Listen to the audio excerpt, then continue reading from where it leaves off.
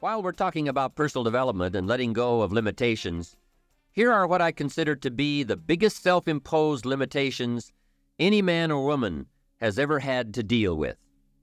First, procrastination. Procrastination is particularly life-threatening because when we put something off, it doesn't seem at the moment to be all that important. At the end of the day, if you have let a few things slide, it doesn't seem like such a bad day. However, enough of those days piled up will make a disastrous year and eventually a disastrous life. Our inability to come to grips with a natural tendency to procrastinate will surely send us drifting in the wrong direction. Before you reach the final session of this program, you'll have left procrastination behind. If you're still troubled by it, you'll have discovered that it's simply too costly to put up with any longer. Besides, you'll be too excited about where you're going to postpone the activities taking you there. Self-imposed limitation number 2, blame. All of us have blamed others for our troubles from time to time. In fact, the tendency to blame someone or something goes back a long way. When there were only 2 people on earth, it wasn't long before they started blaming. The man said, "It was the woman. She got me into this." And the woman blamed the serpent. Blame seems to be one of those negative tendencies that just comes naturally. The ego striving to defend itself. Remember the list I came up with to explain why I wasn't doing well? One of the items that was high on my list was prices. I told Mr. Schoaf that my problem was everything costs too much. However, he soon set me straight on that by saying, "Mr. Rohn, that is not the problem. Let me tell you the real problem. You can't afford it. It's not it. If you keep dealing in it's, you will always be broke, unhappy, and disillusioned because you will never have enough. Don't deal in it's. Deal in you." When I finally learned to change my thinking from it to me, I changed my whole life. What a life-changing experience to finally meet someone who doesn't hesitate to put it on you or on your tendency to indulge in blame or procrastination. That is indeed a banner day when you meet someone who has learned how to skillfully and carefully attack the same problem that has kept you from doing very well, or kept you beneath your potential, or kept you off balance as to your own self-worth.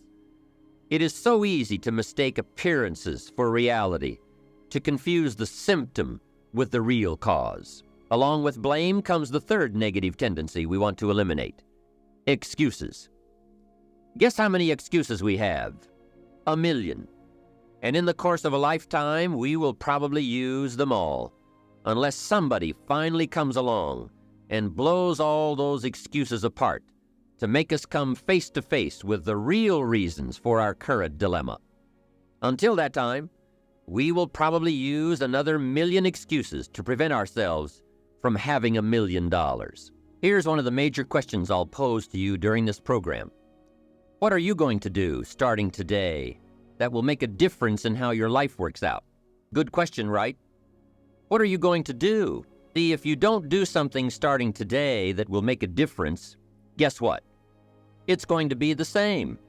And you can guess what the next 5 years are going to be like. Just look at the last 5. The next 5 years will be like the last 5 unless you, major key, make all the changes. Now here's another key question. Can you do starting today that will make a difference? That's a good question.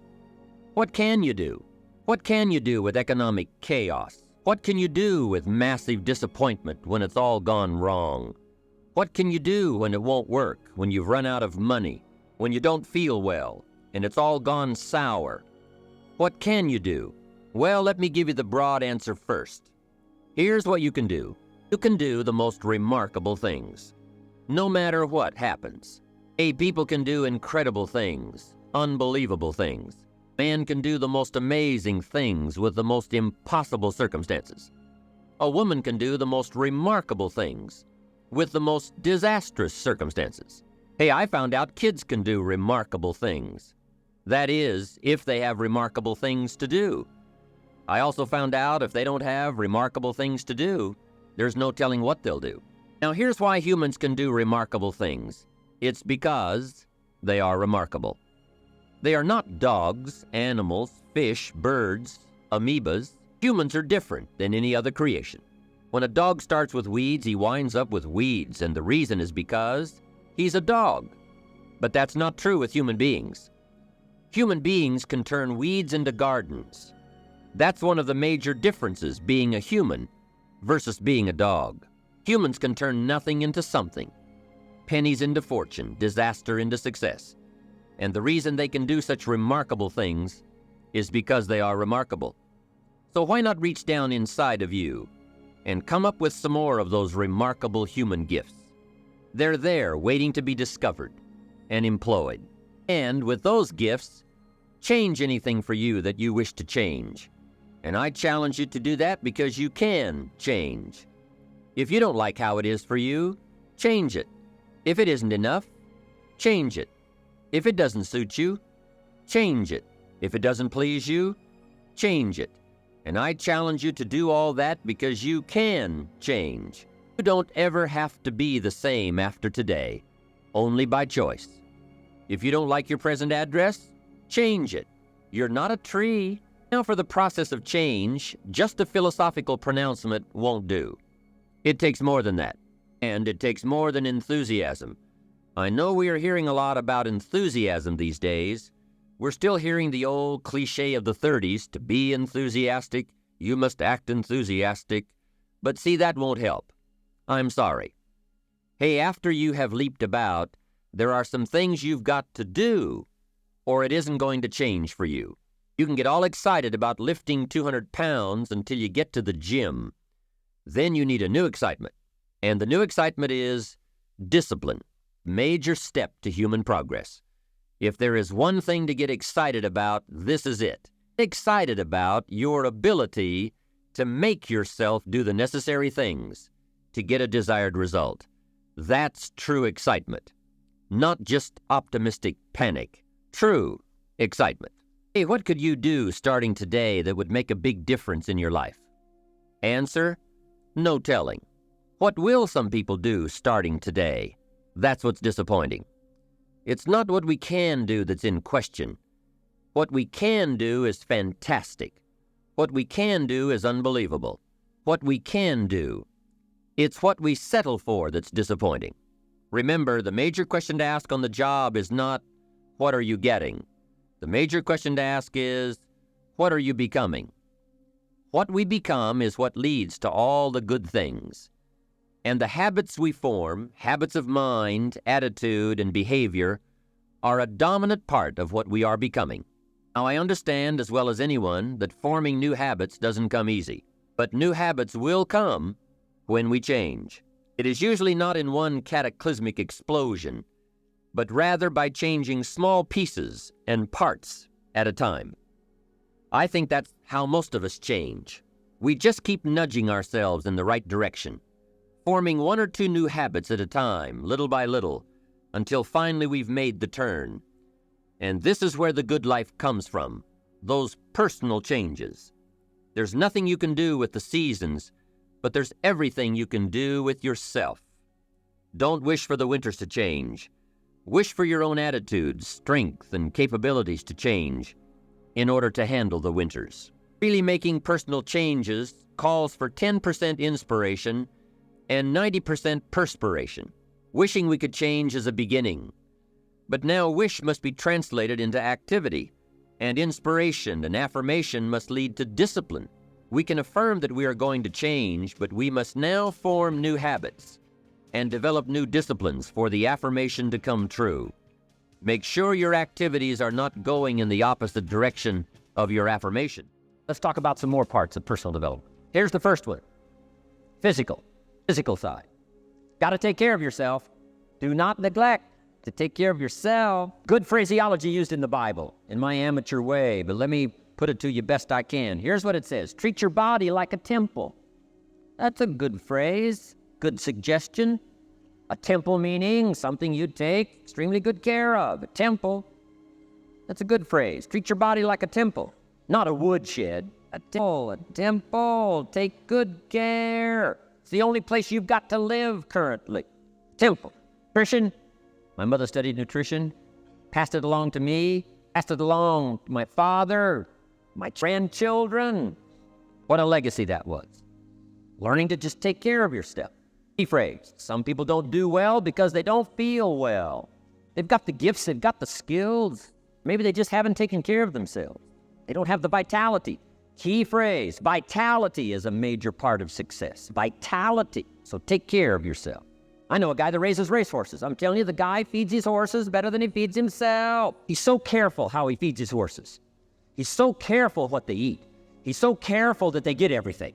And because of that extreme care, I mean, these are magnificent animals. They can run like the wind. But you ought to see this guy. 10 steps up a flight of stairs, and I mean, he's all out of breath. His horses can run like the wind, and he can hardly make it up the steps. Guy takes care of his animals better than he takes care of himself. Some people feed their dogs better than they feed their kids. Physical. Now, there's all kinds of parts to physical. Here's one. Appearance is part of the physical. Never have a second chance to make a first impression. Physical side. And here's some of the best advice on appearance I can give you. Comes from ancient script again. It says, God looks on the inside, people look on the outside.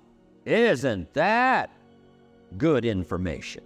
Now you say, well, people shouldn't judge you by how you look. Well, let me give you a clue. You can't deal in these shoulds and shouldn'ts. You'll be tipped over the rest of your life.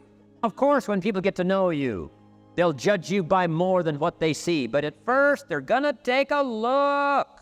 So, here's the best advice I can give you. Make sure the outside is a major reflection of what's going on inside. Physical side. A few minutes a day, stay healthy. A little bit of study on nutrition, stay healthy. Now here's the next part of personal development, the spiritual part. Now, I'm an amateur on the spiritual side. I do happen to believe that human beings are more than just an advanced life form, an advanced species of the animal kingdom. I do believe humans are a special creation. That's just my personal belief, and I don't ask you to buy it. But here's what I do ask you to buy. If you do believe in spirituality in any manner, here's my best advice. Study it and practice it. Not neglect your values. Do not neglect your virtues. If you do believe in spirituality, my advice is study it and practice it. Don't let it go unstudied. Don't let it go unnourished, if you do believe. That's my best advice on the spiritual side. Now here's the third part, the mental side. Part of this personal development challenge is to develop mentally. Learn, study, grow, change. It's what schooling is all about. And the human development takes time, incredible amounts of time. That's why we've taken the time for this seminar. It just takes time. Some things you can't cover in a 20-minute speech. You can't cover in a little 5-minute talk. It takes time. For humans, it seems like more time than any other life form, human beings. A little wildebeest in Africa, that's how much time it's got as soon as it's born to be able to run with the pack so it doesn't get eaten by the lions. Guess how much time it's got? A few minutes. As soon as the little wildebeest is born, tries to stand up, falls down. Its mother nudges it, gets it to stand back up, falls back down. Finally, on little shaky legs, it tries to nurse. Mother pushes it away. She moves away, so it can't nurse. Why? You can't nurse now. You got to develop some strength now. It falls down, gets back up, tries to nurse. Mother pushes it away. No, you got to get these legs strong. How much time have we got? Not much time. Mama wildebeest says, not much time. And this day comes up to me, but you play. Not hours, not days, minutes. Wow. But the human baby, after 16 years, we're not sure. Unbelievable amount of time it takes. It does take time for personal development. It does take time for spiritual development, physical development. But here's also what takes time, and that's your mental development. Feeding the mind, nourishing the mind. Some people read so little, they got rickets of the mind. They couldn't give you a good, strong argument as to their own personal beliefs. Here's one of the challenges we've got as parents. That is to get our kids ready to debate the major life issues. They've got to get ready to debate. We've spent this last couple of decades debating communism. Communism taught capital belongs in the hands of the state. We've been teaching, no, capital belongs in the hands of the people. Communism taught. People are too dumb and stupid to know what to do with capital. You got to take capital away from all the dumb, stupid people and give it to the all-knowing, all-wise state. And let the state run everything and let the people meekly show up for their work assignment. All glory to the state, communism taught. Kid says, well, is that right? No, all glory to the people. Let the state be the servant of its people. not the people be the servant of the state.